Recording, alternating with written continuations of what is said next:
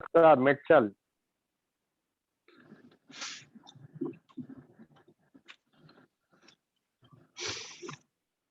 جی السلام علیکم. وعلیکم السلام ورحمۃ اللہ. اب نام کے ساتھ میٹچل آیا تو اندازہ ہو گیا. بوئن اسی لیے پلی سے کنفیوز نہیں ہونا بلکہ میں لگا دیا میں. چلیے بسم اللہ شروع کیجئے, تلاوت کیجئے.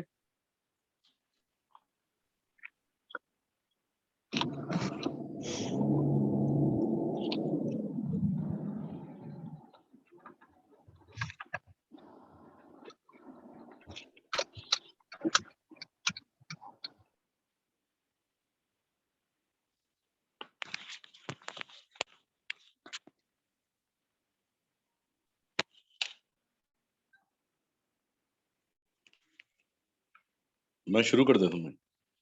جی جی کر دیجیے. اعوذ باللہ من الشیطان الرجیم بسم اللہ الرحمن الرحیم الف لام را کتاب انزلناه الیک لتخرج الناس من الظلمات الى النور باذن ربهم الى صراط العزیز الحمید اللہ الذی له ما فی السماوات وما فی الارض وویل للکافرین من عذاب شدید الذین یستحبون الحیاة الدنیا علی الآخرة ویصدون عن سبیل اللہ ویبغونها عوجا اولئک فی ضلال بعید. صدق اللہ العظیم. سورہ ابراہیم.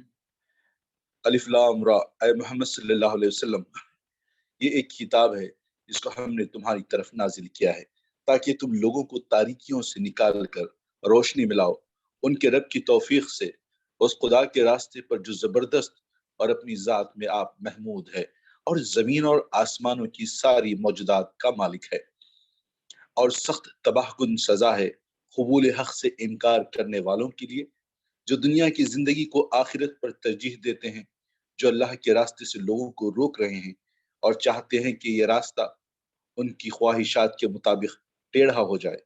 یہ لوگ گمراہی میں بہت دور نکل گئے ہیں.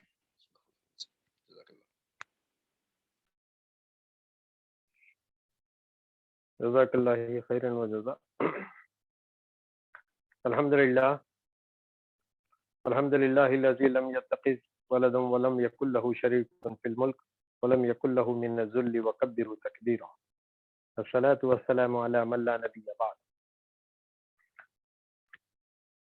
تمام تعریفیں حمد و ثنا کبریائی اور بڑائی اللہ عز و جل کے لیے جس نے نہ کسی کو بیٹا ہی بنایا اور نہ ہی اس کی ملکیت میں اس کی بادشاہی میں کوئی اس کا شریک ہے اور نہ ہی کوئی اسے عاجز کر سکتا ہے کہ اس کا کوئی حمایتی ہو.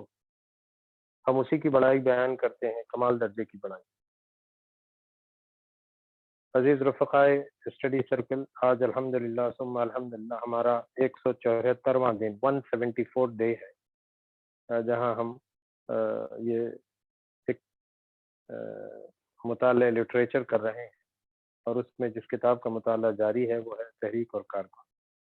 اور چونکہ جیسا کہ ہم کچھ لوگ نئے جڑے ہیں تو ان کی اطلاع کے لیے بتا دوں, ہم Monday Tuesday Wednesday Thursday Friday 5 دنوں کے لیے جو ہے ہم جوائن کرتے ہیں اسٹڈی سرکل. اور منڈے کے دن اور فرائیڈے کے دن چونکہ کچھ ہمارے رفقا تجوید کی کلاسز میں بھی ہیں تو اس وجہ سے 10 منٹ تاخیر سے ہوگا, ورنہ ٹیوزڈے وینسڈے تھرسڈے یہ 9:30 بجے ہوگا انشاءاللہ. یہ بھی بات بڑی اہم ہے جو واضح کرنا ضروری ہے, وہ یہ کہ یہ اپنی اصلاحات کے حوالے سے اسٹڈی سرکل کا انعقاد سیکنڈ ویو میں شروع ہوا تھا اور تب سے یہ جاری ہے. ابتداً تو ہم پورا ہفتہ کیا کرتے تھے جب گھروں پہ ہوتے, بعد میں آہستہ آہستہ ہم نے ویکینڈ پہ جو ہے ہفتے اور اتوار کے دن کو آف رکھا ہے. جمعہ کے دن کو ہم نے لیکچر سیریز کے لیے مختص کیا تھا, مختلف عنوانات پہ ہم نے بعض اسپیکرز کو انوائٹ کیا تھا, اور ابھی ہم ایک نیا سلسلہ جاری رکھے ہیں. وہ یہ ہے کہ یہ رفقا جو اس اسٹڈی سرکل میں شامل ہیں انہی میں سے کسی کو ہم 5 سے 7 منٹ 10 منٹ کے لیے درس قرآن، درس حدیث، کوئی واقعہ تاریخ سے، کوئی سیرت کا حوالے سے اس طرح کی باتیں رکھیں، اور ایک آدھ ہم تاکہ ہم سب ایک دوسرے کو سیکھتے سکھاتے اور ایک دوسرے کی اصلاح کرتے ہوئے اپنی اس سفر تحریک کو جاری رکھ سکیں۔ اللہ سے دعا ہے کہ اسے اپنی جناح میں قبول فرما لے اور ہم سب کے لیے باعث نجات بنا دے، اس نشست کو اپنی جناح میں قبول فرما لے۔ تحریک اسلامی سے وابستگی کا معیار ہمیں یہاں سے پڑھنا ہے، تو یہ سب سے اوپر غالباً اظہر صاحب ہے، آپ شروع کیجئے، بسم اللہ۔ السلام علیکم ورحمۃ اللہ۔ پیج نمبر 132 آواز آ رہی ہے سب کلیئر؟ جی، پی ڈی ایف کا پیج نمبر 132 اور کتاب جن کے پاس ہے ان کے لیے پیج الحمدللہ اچھی آ رہی آواز۔ جی ماشاء اللہ۔ تحریک اسلامی سے وابستگی کا معیار، میں اس وقت جماعت اسلامی کی بعض خصوصیات کی طرف اشارہ کروں گا، لیکن ان خصوصیات کے بیان کرنے سے مقصود یہ نہیں ہے کہ یہ بالفعل جماعت کے اندر موجود ہیں، بلکہ یہ ہے کہ یہ آپ کے اندر ہونی چاہیے، اور آپ کا فرض ہے کہ آپ برابر اپنا جائزہ لے کر دیکھتے رہیں کہ یہ آپ کے اندر موجود ہیں یا نہیں، اور اگر موجود ہیں تو کس حد تک، اور انہی کو جماعت کے ساتھ وابستگی کے لیے معیار بنائیں۔ اگر یہ خصوصیات پورے طور پر موجود ہیں تو سمجھیے کہ جماعت کے ساتھ آپ کی وابستگی پوری ہے، اور اگر ناقص طور پر موجود ہیں تو سمجھیے کہ جماعت کے ساتھ آپ کا تعلق ادھورا ہے، اور اگر یہ سرے سے موجود ہی نہیں ہے تو یہ اس بات کی علامت ہے کہ جماعت کے ساتھ آپ کی وابستگی محض رسمی و ظاہری ہے، حقیقت سے اس کا کچھ تعلق نہیں۔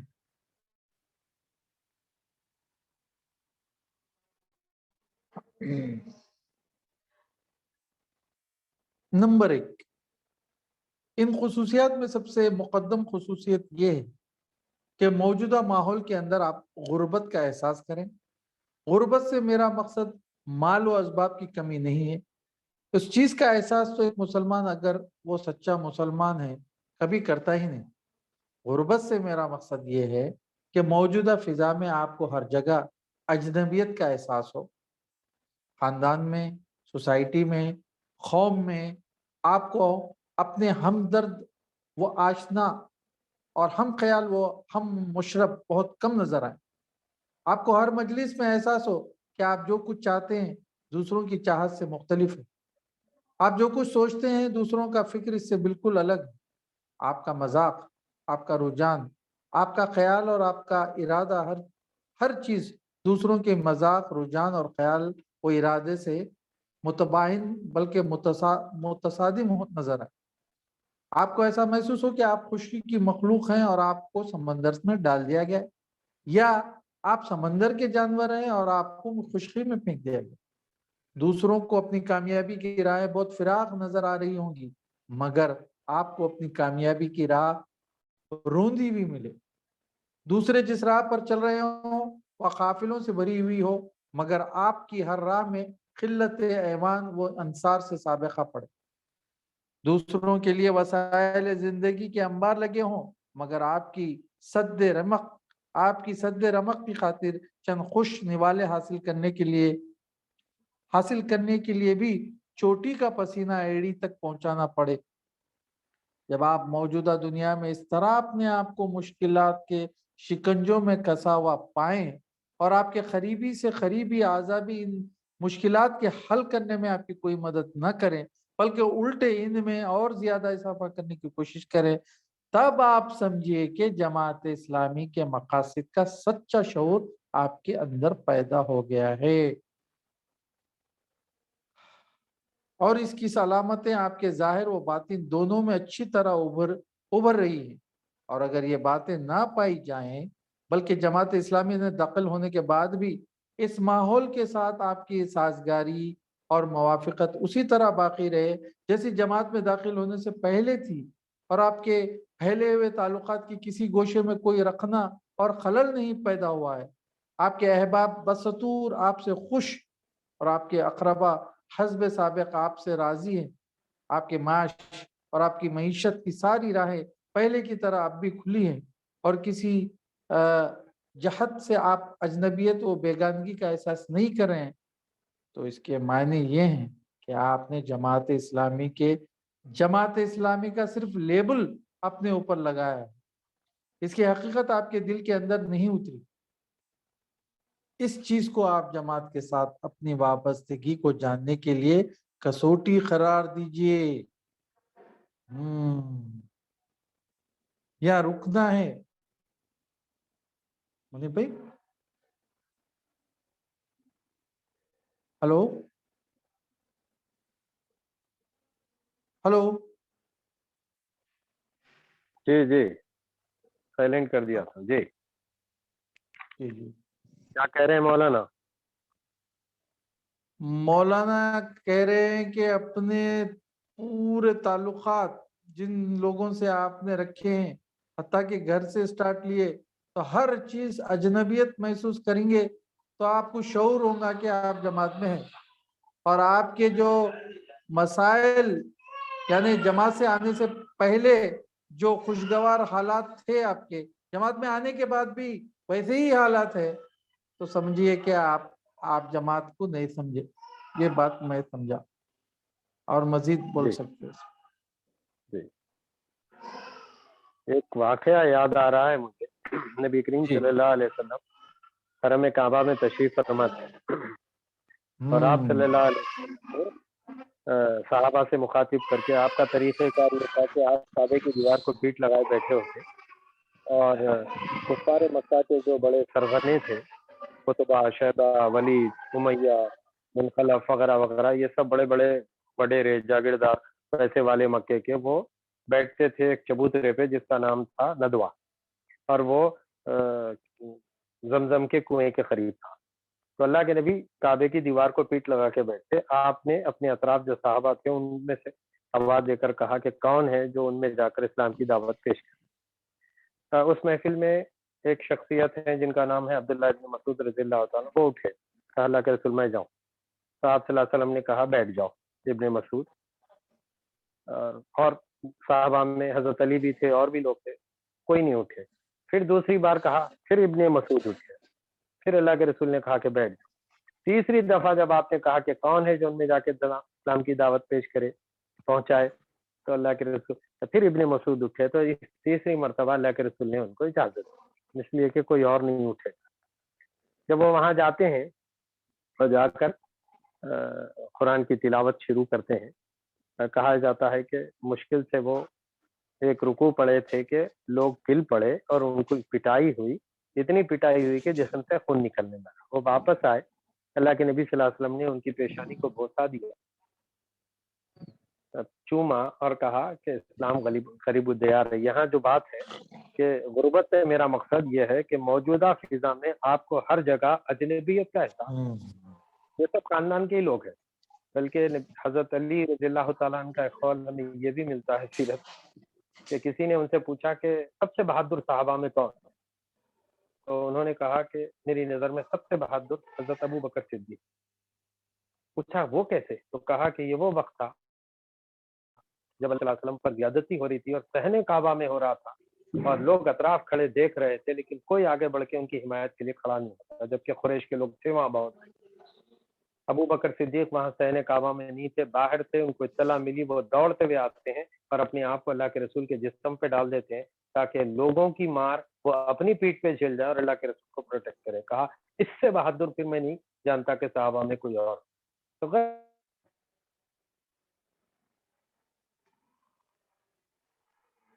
कर दिए कि अपनों में अजनबियत थी। तो उस वक्त किसी ने ये नहीं कहा कि मोहम्मद सल्लल्लाहु अलैहि वसल्लम आप आमिना के बेटे हैं, अब्दुल्ला के लाल हैं, अब्दुल मुत्तलिब के पोते हैं, अबू तालिब के भतीजे हैं, आपसे क्या छुपा है, आप अच्छी तरह से जानते हैं, हमारे सामने पले बड़े हैं और आप 40 साल की उम्र को पहुंच गए, अजीब बात पेश कर रहे हैं जो आज तक हमारी समझ में नहीं आ रही है कि ये 360 से ज्यादा बुतों की को नकारना और एक खुदा की बात, ये समझ में नहीं आती। तो ये जो मसला था कि अपनों में अजनबियत, ये है गुर्बत, जिसको पैसे से या मौलाना ने वाज़ेह किया।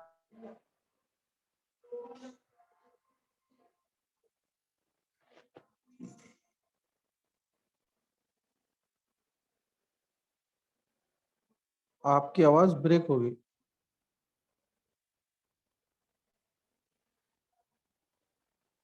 ہیلو.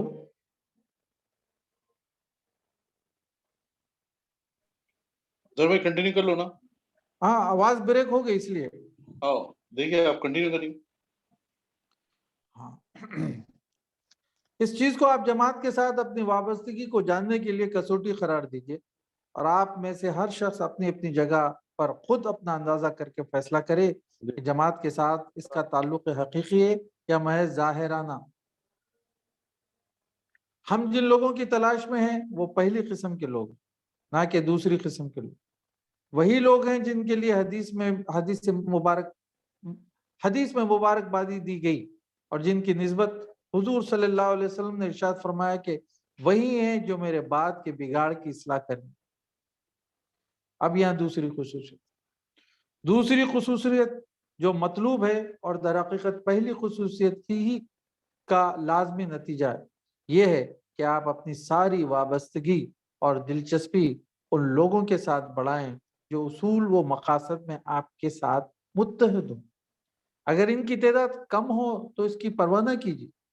انہی کی رفاقت اور نصرت کی قدر کیجیے اگرچہ وہ آپ کے عزیز نہ ہوں لیکن آپ ان کو عزیزوں سے بڑھ کر عزیز رکھیں. اگرچہ وہ آپ کی قوم سے باہر کے ہوں لیکن آپ کی عصیبت و حمیت ان کے لیے اپنی قوم سے بھی زیادہ ہو. اگرچہ وہ ہمیشہ سے آپ کے اور آپ کی قوم کے دشمن رہیں لیکن آج اگر انہوں نے اس حق کو قبول کر لیا ہے جس حق کو آپ نے قبول کیا ہے تو آپ کی طرف سے ان کے لیے صرف سچی دوستی ہونی چاہیے. آپ ہر طرف سے کٹ کر اپنی ساری دلچسپیاں ان کے اندر ڈھونڈیے. یہی آپ کے عزیز ہیں, یہی آپ کے دوست ہوں, یہی آپ کے غم خوار ہوں. ان کے سوا دوسروں کے ساتھ آپ کا تعلق دوستی اور محبت کا نہ ہو بلکہ صرف خیر خواہی اور خیر سگالی کا ہو. یعنی آپ ان کو بھی اس حق سے آشنا کیجئے تو اللہ تعالیٰ نے آپ پر کھولا ہے.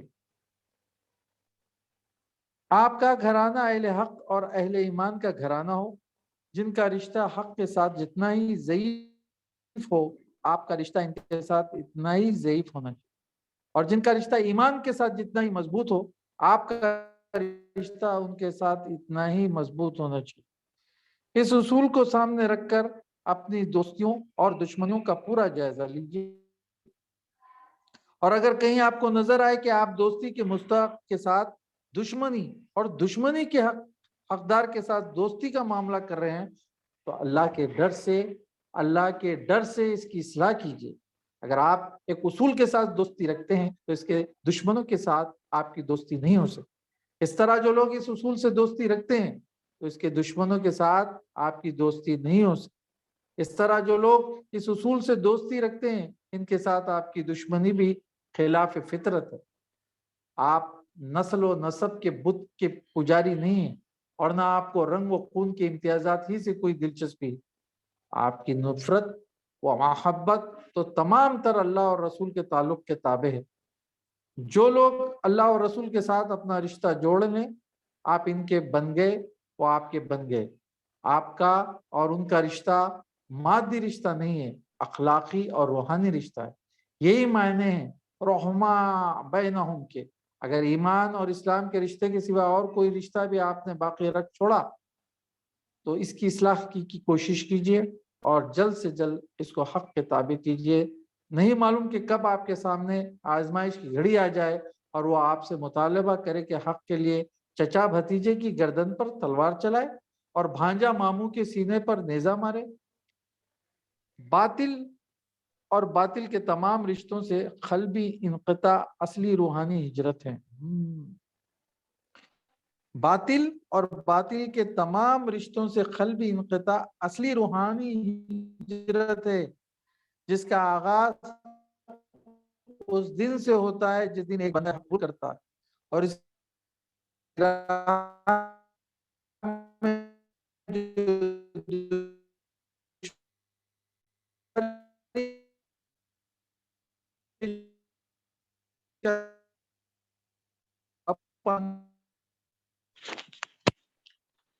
اظہر بھائی ذرا رکیے، رک کے شروع کریے، آواز نہیں آ رہی.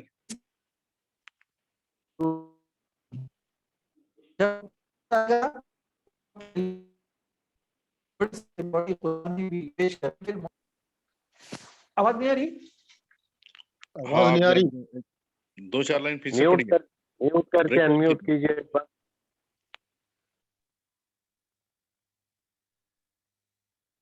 جی چلیے بسم اللہ. باطل اور باطل کے تمام رشتے وہاں سے پھر پڑھیں. باطل اور باطل کے تمام رشتوں سے قلبی انقطاع اصلی روحانی ہجرت. کلیئر ہے نا آواز؟ جی. باطل اور باطل کے تمام رشتوں سے قلبی انقطاع اصلی روحانی ہجرت ہے، جس کا آغاز اس دن سے ہوتا ہے جس دن ایک بندہ حق کو قبول کرتا ہے، اور اس راہ میں جو دشواریاں پیش آتی ہے اس پر قابو پانے کی مشق بہم پہنچائے. بعض لوگ یہ سمجھتے ہیں کہ اس کے لیے پہلے سے کسی اہتمام کی ضرورت نہیں ہے.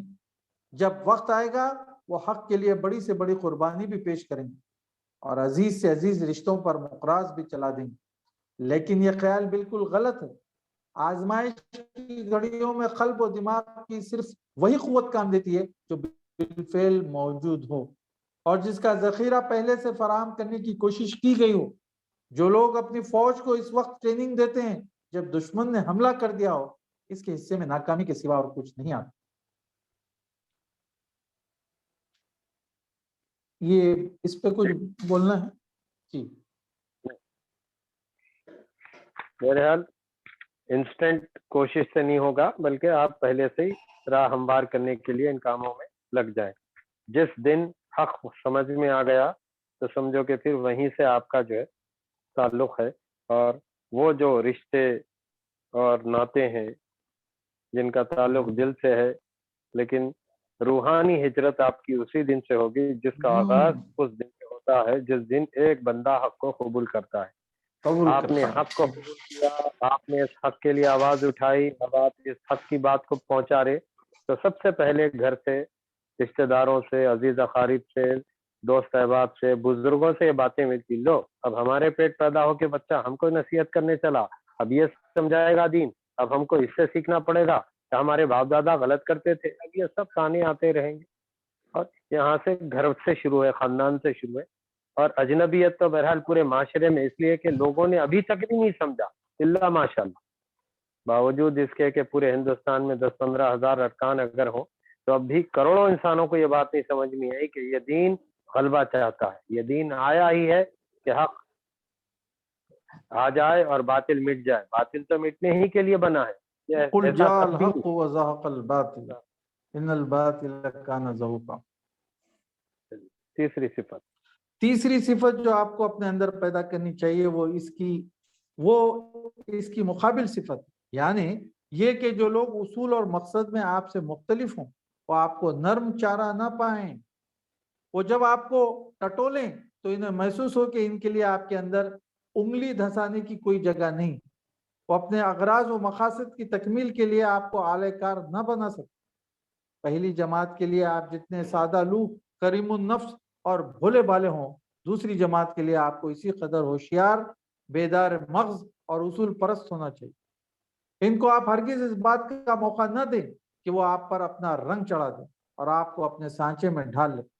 جب تک آپ میں یہ صفت نہ پیدا ہو اس وقت تک نہ آپ کے اندر جماعت کے مقاصد کا صحیح شعور پیدا ہوا ہے اور نہ آپ میں وہ سیرت پیدا ہوئی جو جماعت اسلامی کے پیش نظر مقاصد کی تکمیل کے لیے مطلب. قرآن مجید میں اہل ایمان کی جو تعریف کی گئی ہے وہ یہ ہے کہ اشد علی الکفار، کفار پر سخت ہے. اس کے معنی یہی ہے کہ جو لوگ اللہ کی فوج میں بھرتی ہو چکے ہیں ان کے لیے بات جائز نہیں ہو سکتی کہ وہ دشمن کی بغل پر بھی لیفٹ رائٹ شروع کر دیں اور عارضی فوائد کے لیے اس کا کلمہ بلند کر دینے اور اس کی لڑائی لڑ دینے میں بھی کوئی حرج نہ خیال کرے. جو لوگ حق اور باطل دونوں کے ساتھ رشتہ رکھنا چاہتے ہیں ان کا رشتہ صرف باطل کے ساتھ رہتا ہے. حق اس قسم کی شرکت اور آلودگی کو گوارا نہیں کرتا.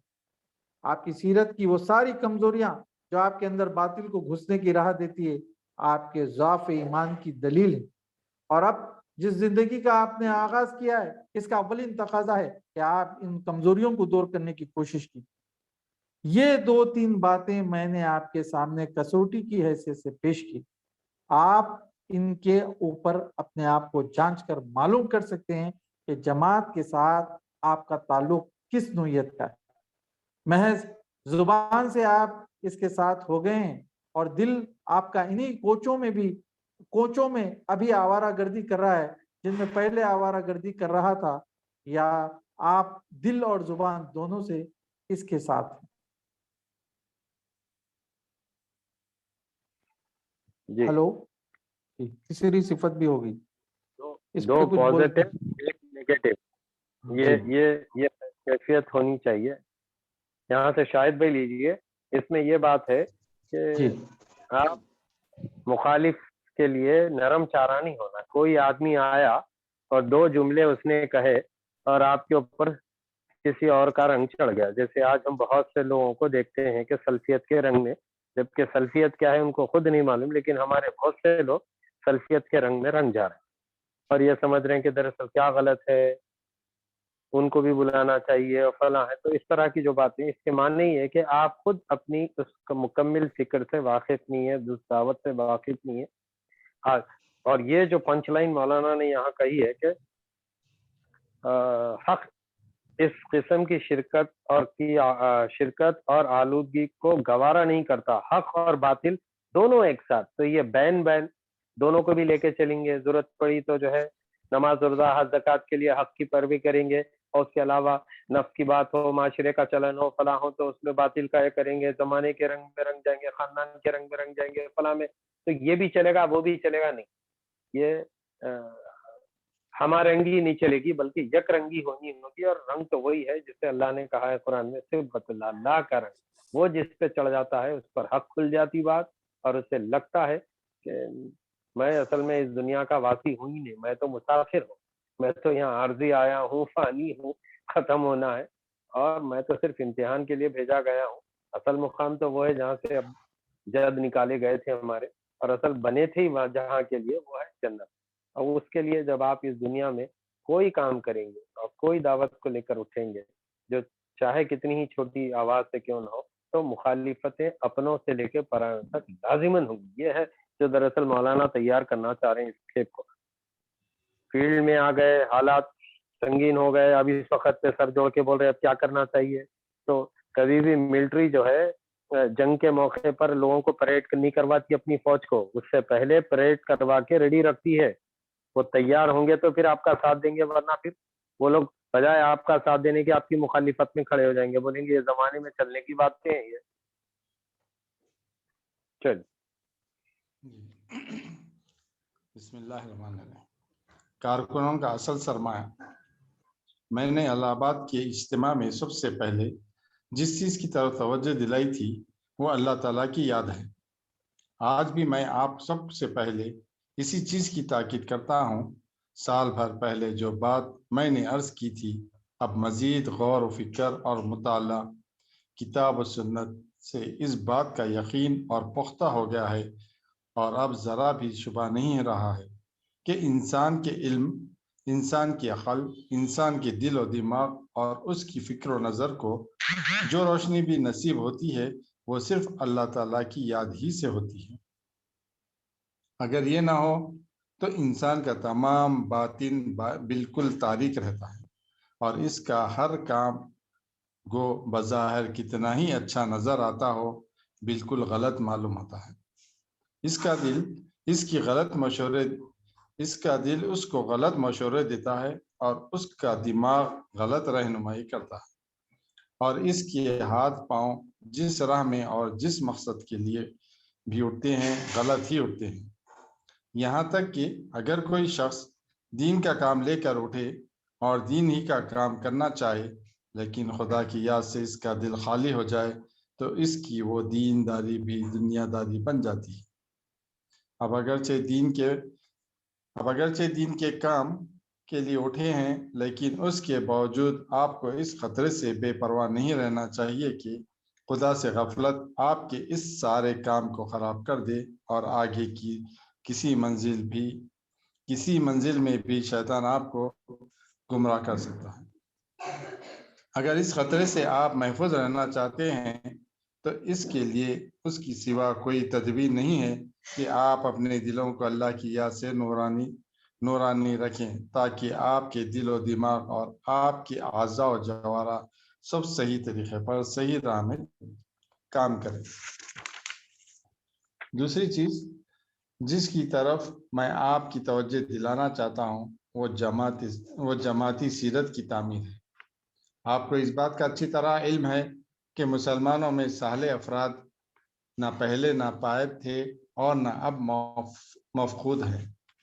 ان کی ایک اچھی خاصی تعداد پہلے بھی موجود تھی اور اب بھی خدا کے فضل سے موجود ہے، لیکن صالحین کی اس جماعت کی موجودگی کے باوجود یہ قوم گرتے گرتے پستی کے اس درجے تک پہنچ گئی ہے جو آج آپ دیکھ رہے ہیں۔ اس کی وجہ بجز اس کی اور کیا ہو سکتی ہے کہ یہ صالحین صلاح و تقوی کی خوبیاں رکھنے کے باوجود نہ جماعتی زندگی کی اہمیت سے آشنا تھے اور نہ جماعتی سیرت ہی کے اعتبار سے کوئی وزن رکھتے تھے، جس کا نتیجہ یہ ہوا کہ وہ نہ اپنی قوم ہی کو گرنے سے بچا سکے اور نہ اپنے آپ ہی کو موجودہ فتنوں سے دور رکھ سکے۔ آپ کو اس غلطی کی اصلاح اور اس کی تلافی کرنی ہے۔ آپ کو صالح بننے کے ساتھ ساتھ اپنے اندر وہ جماعتی سیرت بھی پیدا کرنی ہے جو صالحین کی جماعت کے لیے ضروری ہے۔ اس کے بغیر جماعت اسلامی کے قیام کا منشا پورا نہیں ہو سکتا۔ ہم صرف انفرادی نیکی کے داعی نہیں ہیں، بلکہ آپ کو اجتماعی نیکی کی جدوجہد کے لیے تیار کرنا چاہتے ہیں۔ اس وجہ سے آپ کو اجتماعی سیرت اور اجتماعی اخلاق کے لحاظ سے نہایت اعلیٰ اور برتر دیکھنا چاہتے ہیں۔ یہ مقصد اسی وقت حاصل ہو سکتا ہے جبکہ آپ ایک جماعتی نظم اور ایک جماعتی ڈسپلن کے تحت ہو کر یہ دکھا دیں کہ آپ باہم دیگر جڑ کر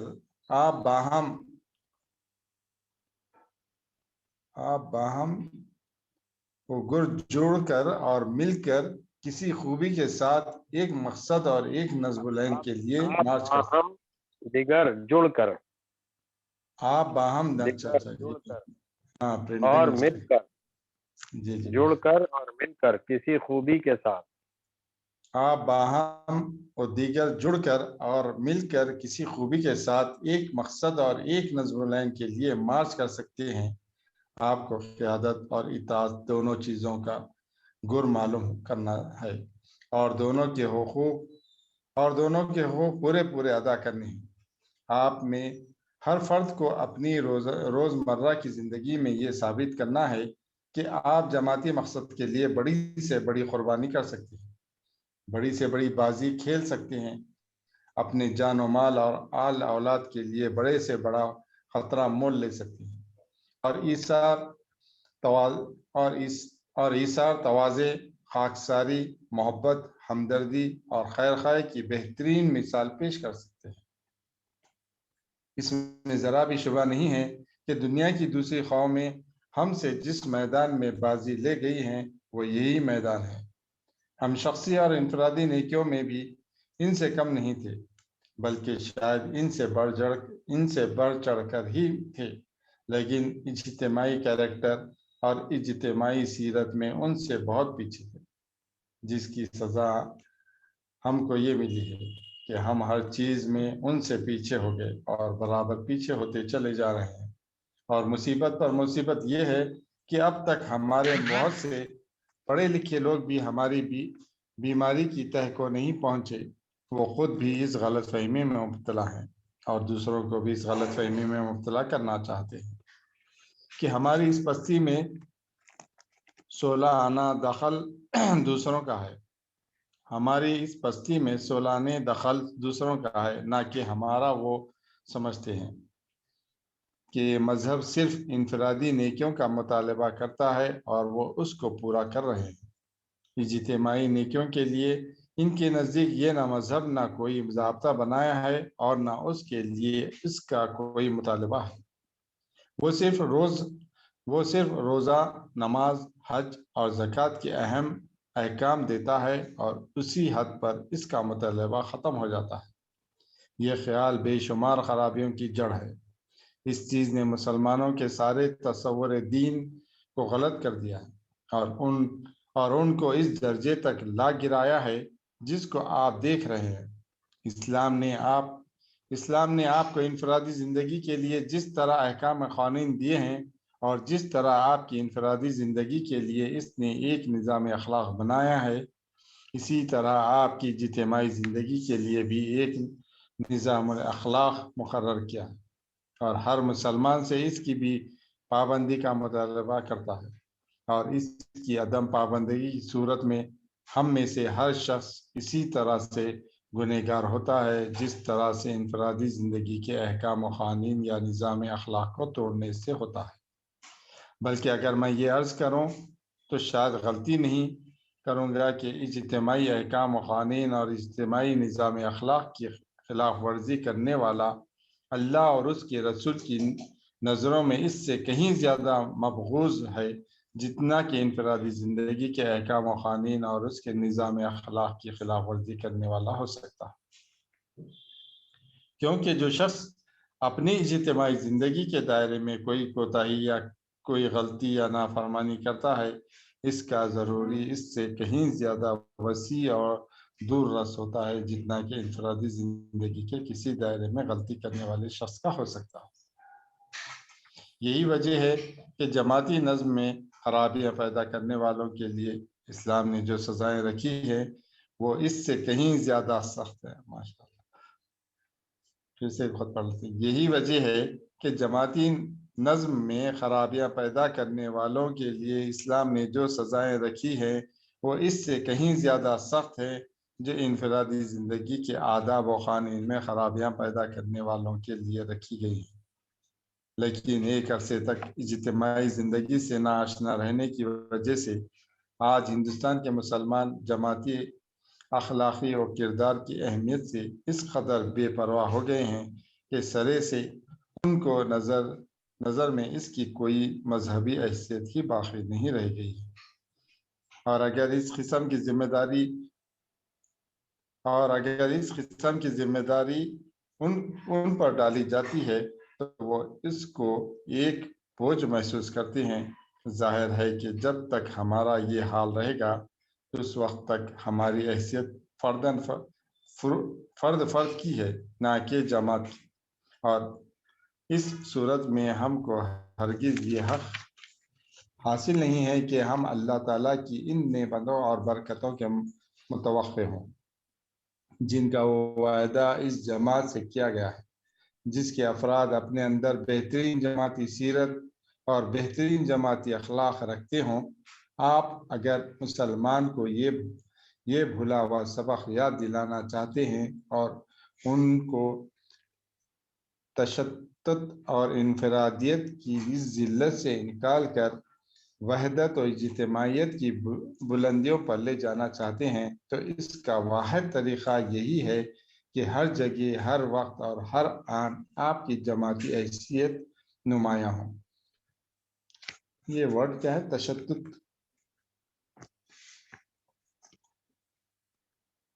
اور ان کے تشدد اور انفرادیت کی ذلت سے نکال کر وحدت و اجتماعیت کی بلندیوں پر لے جانا چاہتے ہیں تو اس کا واحد طریقہ یہی ہے کہ ہر جگہ، ہر وقت اور ہر آن آپ کی جماعتی حیثیت نمایاں ہو۔ آپ کے افراد سے انانیت، خود غرضی، خود رائے، خود پرستی اور اس طرح کی ساری بیماریاں نکل جائیں اور ان کی جگہ ایثار، اخلاص، خیرخواہی اور ہمدردی کے جذبات لے لیں۔ صرف یہی ایک راستہ ہے جس پر چل کر آپ دنیا اور آخرت میں عزت حاصل کرتے ہیں، اور صرف یہی ایک چیز ہے جس کے بل بوتے پر آپ دنیا کی باطل طاقتوں کو شکست دے سکتے ہیں۔ آگے پڑھو۔ جزاک اللہ۔ نیئر بھائی یہاں سے لیجیے پیراگراف کمپلیٹ۔ کیا ہے تشدد؟ ہاں میں کیونکہ وہ میننگ ڈالیں گے، میں بھی جو ہے انفرادیت یہ تو سمجھ میں آ گئی۔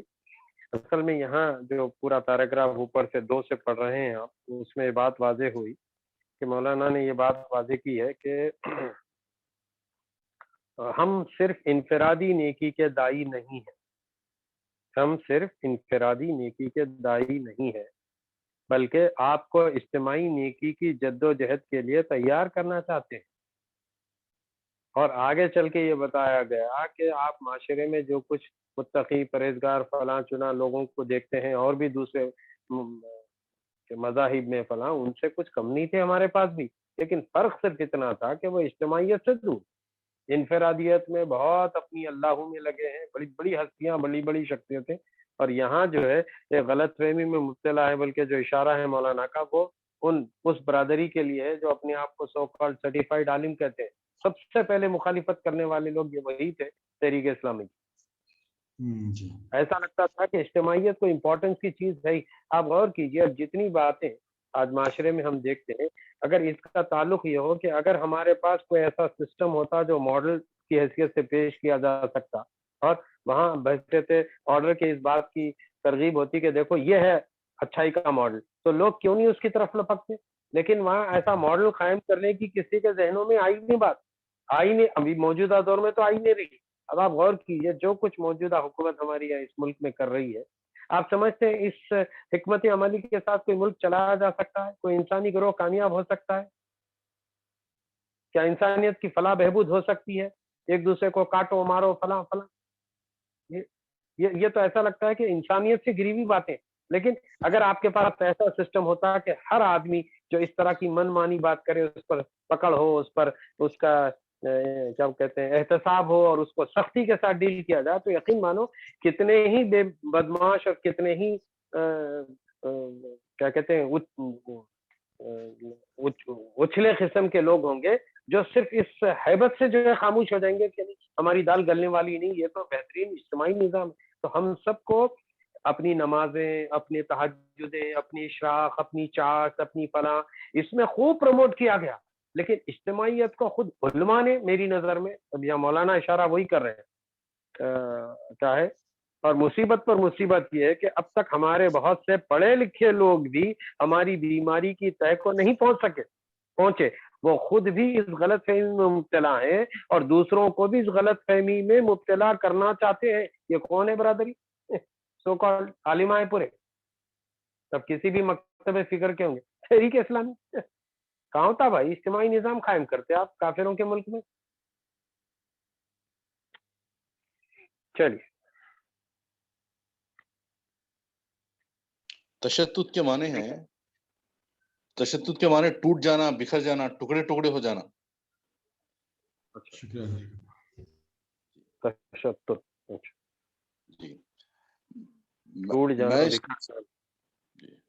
میں اس سلسلے میں یہ امر بھی واضح کر دینا چاہتا ہوں کہ جماعتی سیرت اور جماعتی اخلاق کے جو الفاظ میں بار بار بول رہا ہوں، اس سے مراد محض قومی کردار، نیشنل کیریکٹر نہیں ہے۔ بلا شبہ اس چیز کی بھی ایک خاص اہمیت ہے، اور کوئی قوم اس کے بغیر اپنی اجتماعی ہستی برقرار نہیں رکھ سکتی، لیکن ہم اس سے کہیں زیادہ اعلیٰ و عرفہ چیز کے لیے جد و جہد کر رہے ہیں۔ ہم اس جماعتی کیریکٹر کا آپ سے مطالبہ کر رہے ہیں جو اسلام نے اس شرعی جماعت کے لیے ضروری قرار دیا ہے، جس کو اسلامی اصطلاح میں الجماعت سے تعبیر کیا گیا ہے۔ یہ چیز نیشنل کیریکٹر سے بہت اونچی ہے۔ نیشنل کیریکٹر سے اگر ایک محدود دائرے کے اندر کچھ بھلائیاں اور خوبیاں وجود میں آتی ہیں تو ایک وسیع دائرے کے اندر اسی سے بہت سی خرابیاں بھی پیدا ہوتی ہیں۔ لیکن ہم جس اجتماعی سیرت کو پیدا کرنے کی کوشش کر رہے ہیں اس سے تمام عالم انسانی کے لیے صرف بھلائی پیدا ہو سکتی ہے۔ دنیا میں بعض چیزیں گز سے ناپی جاتی ہیں اور بعض چیزیں پیمانے سے ناپی جاتی ہیں، لیکن افراد اور جماعتوں کے ناپنے کی کسوٹی وہ عقیدہ ہوتا ہے جس کا وہ اعلان کرتی ہیں۔ آپ نے بھی ایک واضح عقیدے کا دنیا کے سامنے اعلان کیا ہے، اور دنیا کو اسی عقیدے سے جانچے اور پرکھے گی۔ اب یہ دیکھا جائے گا کہ آپ نے اس عقیدے کے لیے کتنی قربانی کی ہے، مشکلات میں اس پر کتنی استقامت دکھائی ہے، اس کے لیے کتنے خطرات کا مقابلہ کیا ہے، اور اس کے عشق میں کیا کیا بازیاں کھیلی ہیں۔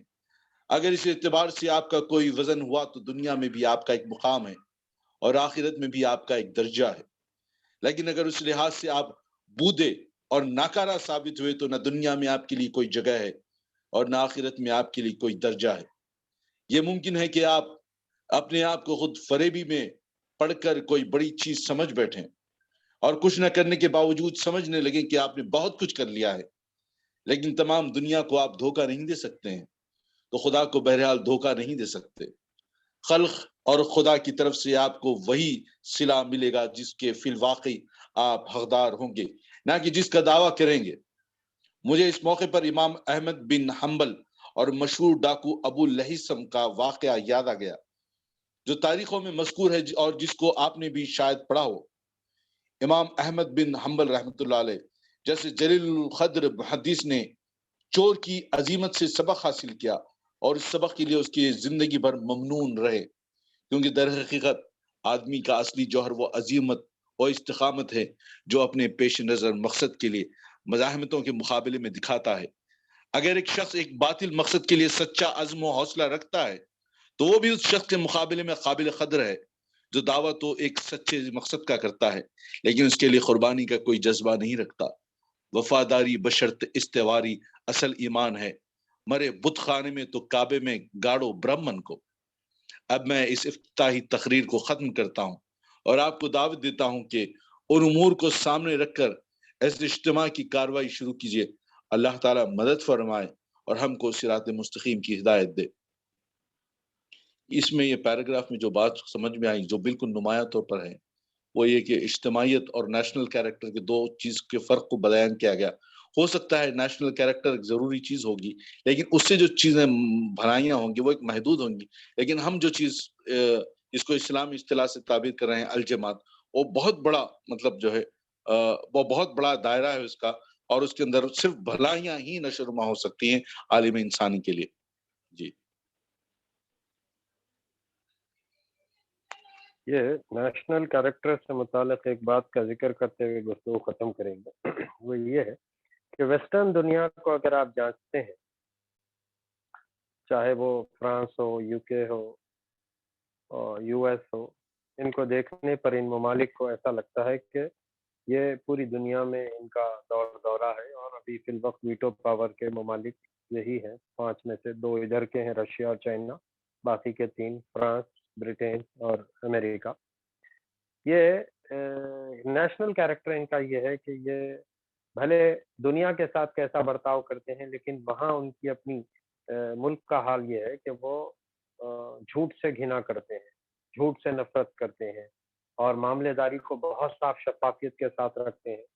और उस मुल्क में जो हमारे लोग गए हैं, आप उनसे पूछिए जो यूएस सिटीजन वगैरह या पीआर वगैरह लिए हैं, उनसे आप बात करेंगे तो ऐसा लगता है कि मैंने तो कुछ ऐसे भी लोगों को देखा है भी एसआईओ के साथ, ऐसा कुछ बच्चे अनवर सोहेल वगैरह थे, वो एक मरतबा वो वापस आए, छुट्टी पे आए हुए थे, तो मैं उनको बाबा नगर मस्जिद जुलजलाल से साथ बैठे थे वो और मैं, दोनों मोटरसाइकिल से होते हुए उनके घर तक लाके ड्रॉप किया या खुदपुरे तक।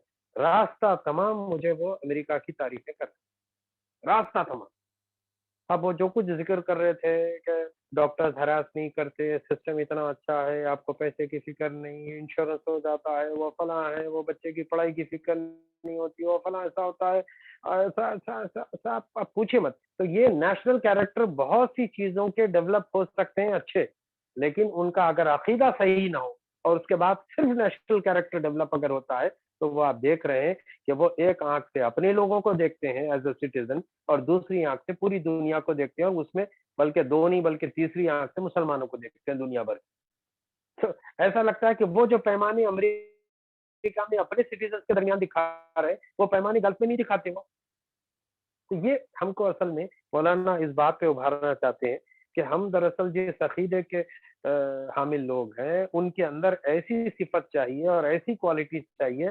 सहाबा तो नहीं हो सकते, लेकिन सहाबा के कहीं पढ़तो तो हो सकते हैं, कुछ क्वालिटीज तो अडॉप्ट कर सकते हैं। और चूंकि सहाबा जो थे वो भी किसी डून स्कूल और Harvard school and Oxford school के पढ़े हुए नहीं थे। ये तो वो लोग थे जो कल तक इस्लाम के दुश्मन थे, और जब इस्लाम में दाखिल हुए तो अल्लाह के नबी सल्लल्लाहु अलैहि वसल्लम की तरबियत ने उन्हें वो सितारों की मानींद बना दिया, जो रहती दुनिया तक फिर ऐसे दूसरे इंसान बन ना पाए, आ ना सके। तो ये इनफरादियत के साथ इज्तिमाइयत की असल रूह है, जो उसके पीछे बैकग्राउंड में जो है वो अकीदा है हमारा, जो हमको बांध के रखता है। ये दरअसल कोई उम्मत मुस्लिमा का क्या कहते हैं विरासत नहीं है कि हम जो है इस पर सांप की तरह वो خزانے پہ کنڈلی مارے بیٹھے اور یہ عقیدہ صرف ہمارا ہے, ہمارے سوا کسی کا نہیں ہوگا. نہیں, یہ تو ساری انسانیت کے لیے, اس لیے کہ محمد صلی اللہ علیہ وسلم سارے انسانوں کے لیے.